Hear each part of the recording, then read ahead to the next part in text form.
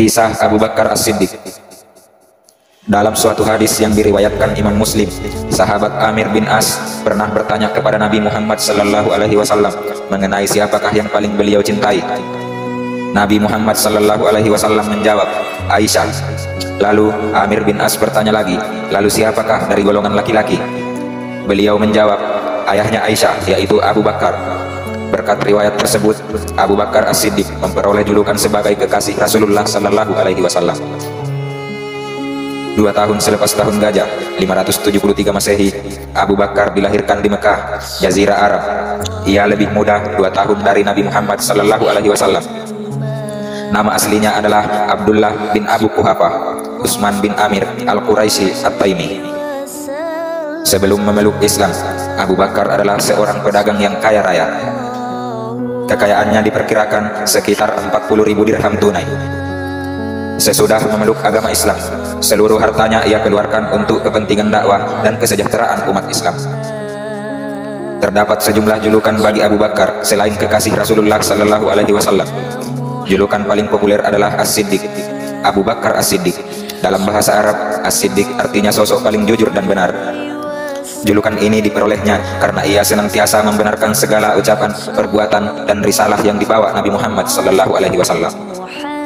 Kisah mengenai munculnya julukan ini awalnya ia dapatkan ketika terdengar kabar bahwa Nabi Muhammad sallallahu alaihi wasallam melakukan Isra Mi'raj, lalu diangkat ke langit ke-7 untuk bertemu Allah Subhanahu wa taala. Peristiwa itu bagi orang-orang kafir Quraisy tidak masuk akal. Bagaimana mungkin Muhammad melakukan perjalanan dari Masjidil Haram di Mekah ke Masjidil Aqsa di Palestina dalam 1 malam saja?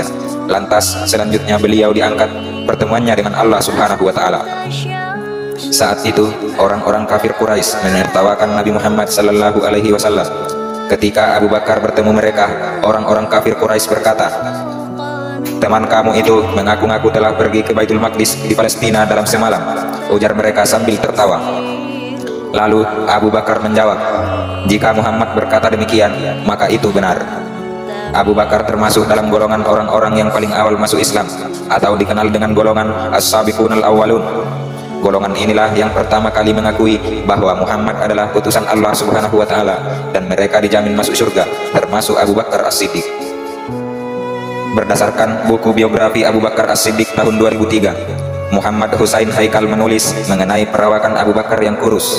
Sepasang bahunya kecil, wajahnya lancip, matanya cekung, serta dagunya agak menonjol. Kulit Abu Bakar tergolong putih dan urat-urat tangannya menonjol. Abu Bakar memiliki 4 orang istri, yaitu Utailah binti Abdul Uzza, Zainab binti Amir, Asma binti Umais, dan Habibah binti Khorijah. Dari keempat istrinya, ia memiliki 6 anak, 3 anak laki-laki dan 3 anak perempuan.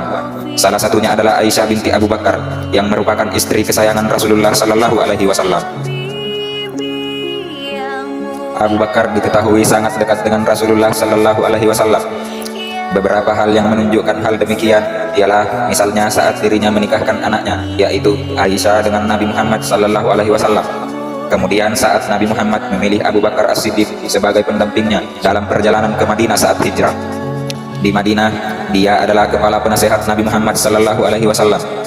Selain itu, dia juga melakukan ziarah ke Mekah hingga menjadi pengganti Rasulullah sallallahu alaihi wasallam menjadi imam selama Nabi Muhammad sallallahu alaihi wasallam sakit.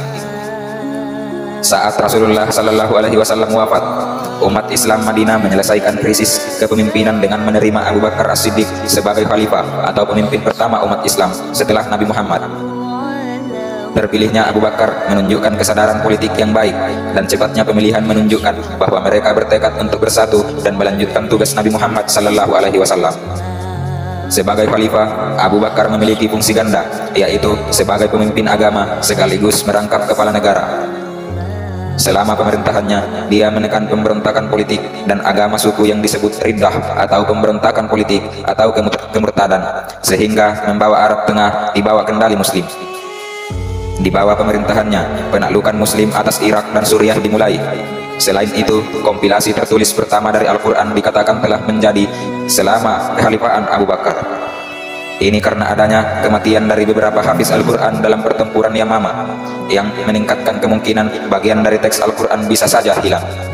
Oleh karena itu, Umar bin Khattab mendesak Abu Bakar As-Siddiq agar Al-Quran segera ditulis, agar tidak Al-Quran tetap utuh meski para hafiz telah berjihad di medan perang. Selama sakit, Abu Bakar As-Siddiq dirawat oleh Isa. Sesuai permintaannya, dia dimakamkan dekat dengan tempat Nabi Muhammad SAW.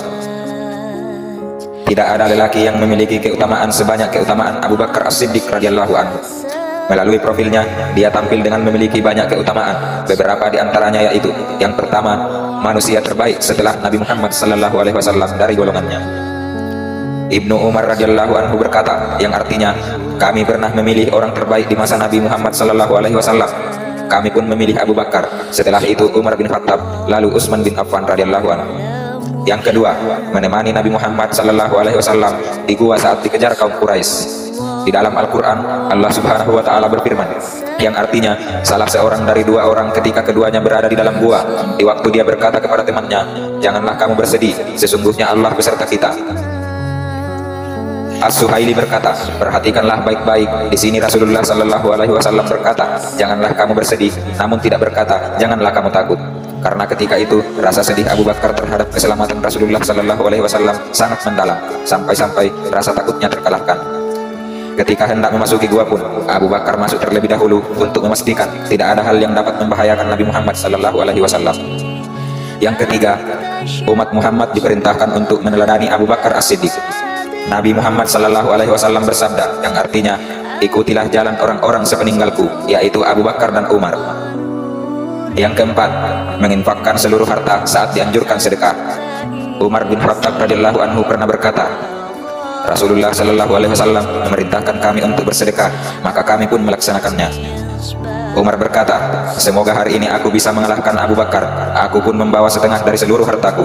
Sampai Rasulullah SAW bertanya, wahai Umar, apa yang kau sisakan untuk keluargamu?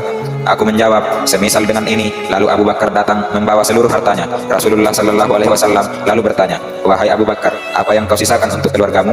Abu Bakar menjawab, aku tinggalkan bagi mereka Allah dan Rasulnya. Umar berkata, demi Allah, aku tidak akan bisa mengalahkan Abu Bakar selamanya.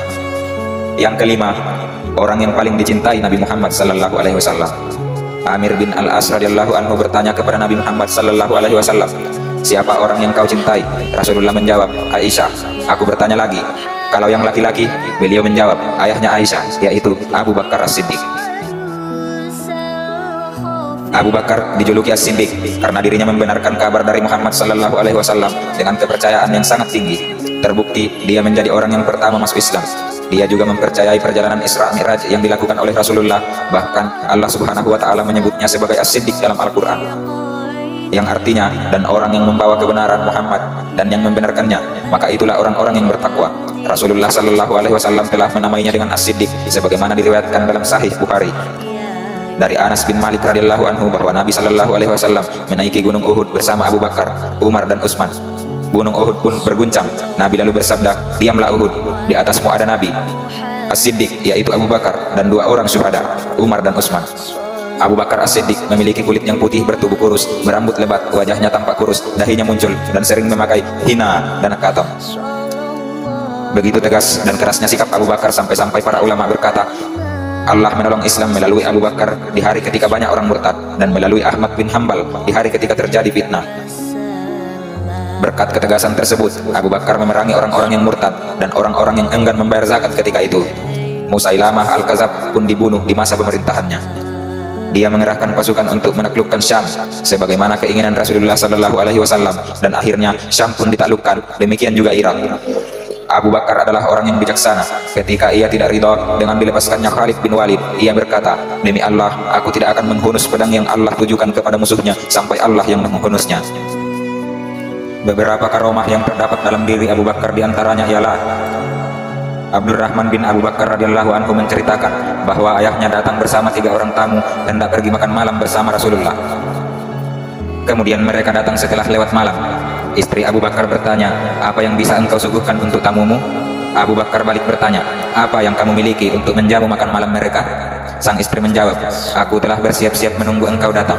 Abu Bakar berkata, demi Allah, aku tidak akan bisa menjamu mereka selamanya. Abu Bakar mempersilahkan para tamunya makan. Salah seorang tamunya berujar, "Demi Allah, setiap kami mengambil sesuap makanan, makanan itu menjadi bertambah banyak. Kami merasa kenyang, tetapi makanan itu justru menjadi lebih banyak dari sebelumnya." Sayyidina Abu Bakar melihat makanan itu tetap seperti semula, bahkan jadi lebih banyak. Lalu beliau bertanya kepada istrinya, "Wahai ukhti Bani Firas, apa yang terjadi?" Sang istri menjawab, "Mataku tidak salah melihat, makanan ini menjadi 3 kali lebih banyak dari sebelumnya."